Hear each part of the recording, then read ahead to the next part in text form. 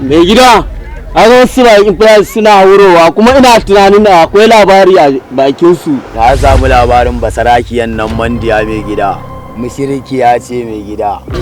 Jangasi a ɗauke ta a kai ta hada ta da fulani. Ba so ta yasa ta faci don ka ta yasa ta faci kan wanda ya rabe shi. Ki dube mu ki gani mun yi kama da wanda za ku ya kuɗi.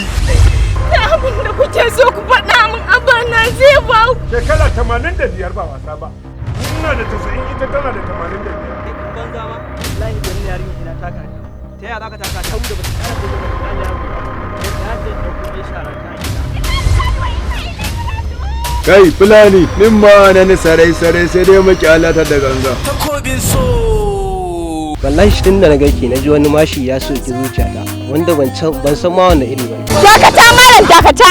Ni? Me zafi haka? Ni sa ka ce da zaka ce kana so na? Takobin so.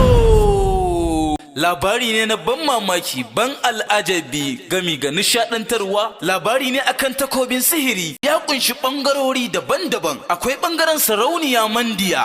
Ajali. Sarauniya mandiya. Reza.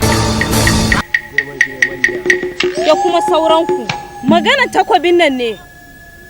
Lalle ina son mallaki takwabin nan.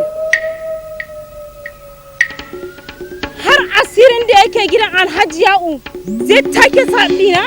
Haka zalika sarkin gari shi ma ya kwalla faransa akan wannan takobi. Shin ya abin zai kasance? Baiwa Allah mai ke tafa da ke. Wallahi malam wani abu ne ya damu. Muna so ki kawo mana buji bidiyo kwado mai kaho.